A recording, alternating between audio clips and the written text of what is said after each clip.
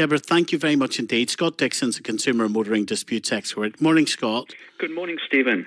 Can I first of all apologise, because I know you've been waiting a long time, Scott. Oh, it's fine. Nothing to apologise for. It's Where is the really legal interesting to hear different angles on this. Where's the legal responsibility in terms of the dealers who sell a car? Some customers have been pushed to finance companies. Some customers have been pushed to the manufacturer, Stellantis, of Citroen. Where's the legal responsibility and the legal rights of a consumer? So this all falls under the Consumer Rights Act 2015, Stephen. So whenever you buy goods, including cars, they must be fit for purpose, as described, satisfactory quality, and last a reasonable length of time. And in this case, the cars are unsafe because they have a defective airbag, so they're clearly not fit for purpose or satisfactory quality.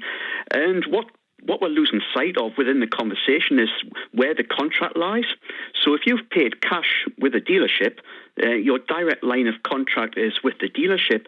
But if the car is on finance, the finance company have bought the defective goods from the dealership, and the responsibility lies with the finance company. And the responsibility also lies, if you take something that's bought on consumer credit, the responsibility lies with both the seller and the finance company. That's how this works, isn't it? Well, it's joint liability. The finance company have bought the defective goods from the seller, so they own the goods, and they are responsible for resolving it. But equally, Citroen have a duty of care, and so do the dealerships. Will you stay with us? Because you waited a long time. We're heading to the 10 o'clock news, because I think this is really important, just on a wider note of what rights we do and don't have. So stay with us, and we'll come back to you in a second. Here comes the news at 10 o'clock. Get the news. Make the news. Be the news. This is the Nolan Show. Right, good morning. We're just in the middle of speaking to Scott Dixon, who's a consumer and motoring disputes expert. Morning again, Scott. Hi, Stephen. Morning. I think beyond this particular situation around Citroen, some Citroen models in Northern Ireland, and let's not underestimate the danger associated with these specific models, because people in different parts of the world have died when the airbags have gone off. So we're talking here about Citroen C3, 2009 to 2019, Citroen DS3, 2009-2016 to 2016, and DS Automobiles DS3, 2016 to 2019. So do not get into those cars and drive them. Do not do it. I think on the wider issue here, the majority of people listening to this programme will have bought a car. When something goes wrong, you can help us this morning understand where our rights are. And you're saying that if you buy it cash, it's the dealer. If you buy it finance, primarily it's the finance company with the dealer responsible to look after you as well. Is that right? Well, if it's on finance, the finance company are responsible because they have bought the goods from the dealer. So you can speak to the dealer and ask for them to help, try and help you. But ultimately, your contract is with the finance company because they own the defective goods that they have bought from the dealer. So this falls under, as I say, the Consumer Rights Act 2015. And Section 23 of the Consumer Rights Act 2015 says that if the consumer requires the trader to repair or replace the goods, the trader must do so within a reasonable time without significant inconvenience and bear any necessary costs in doing so. And this is a black swan event, and it's caught everybody unawares.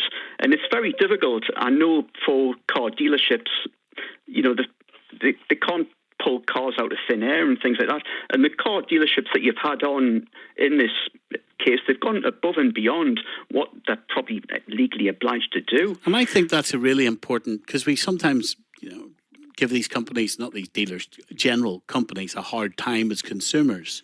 So what you're telling us is, for those people who have bought these cars on finance, the likes of Hallidays, the likes of the Donnelly Group, and the likes of Charles Hurst, who are going out and providing courtesy cars and are taking a degree of responsibility, they are doing that where they don't legally have to. So that's customer care that they are voluntarily doing beyond what they've got to do. That's pretty impressive then. It is. And it's rare, to be honest, Stephen, because most car dealerships, they give you the caviar treatment when it comes to selling your car, but when things go wrong, you're left high and dry. And well, then fair play to these local dealers. Credit where it's due, Stephen. The local dealers that you've spoken to have gone above and beyond what they are legally expected to do. Now, the finance company, of course, we will not have any interaction with because we buy our finance through the dealer. So how do we hold finance companies to account for their responsibility if something goes wrong with our cars? How's that work? So this falls under Section 75 of the Consumer Credit Act 1974, which holds the finance company liable for the contract, essentially. So they are responsible and they own the defective goods. And if they can't sort things out within a reasonable length of time, and the reasonable length of time is a litmus test through the eyes of a reasonable person like you and me. So a reasonable length of time could be 2, 3, 4 weeks, maybe 5, 6 weeks at a push.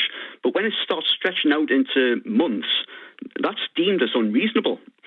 And you've got a final right to reject. If they can't sort things out within a reasonable length of time and without significant inconvenience to the consumer. So that's captured under Section 23 of the Consumer Rights Act 2015. And this applies to cars as well, does it? Well, the cars are being sold. The finance company owns goods that they've bought. I mean, they didn't know, but they don't meet the Consumer Rights Act 2015. They're not fit for purpose. They're not satisfactory quality. And if they can't resolve things within a reasonable length of time, you can go for a final right to reject under Section 24 of the Consumer Rights Act 2015 if this drags on and there's no resolution offered.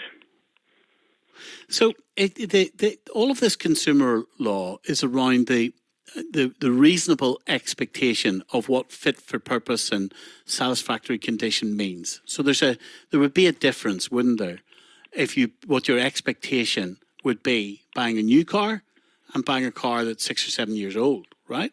Yeah, I mean, there are different expectations regardless of, the age of the car. But essentially, whatever you buy has to be fit for purpose and satisfactory quality and last a reasonable length of time. And that's the crux of the Consumer Rights Act 2015, whether it's a washing machine or a car or a laptop or a phone. Whatever you buy has to meet that criteria. And in this case, the cars have defective airbags and they don't meet the Consumer Rights Act 2015. And Citroen do have a duty of care, and they've badly let their customers down on this. I mean, I've got a blog on my website, and there is a common theme on that. And they're offering £22 a day to hire a car, which is ridiculous.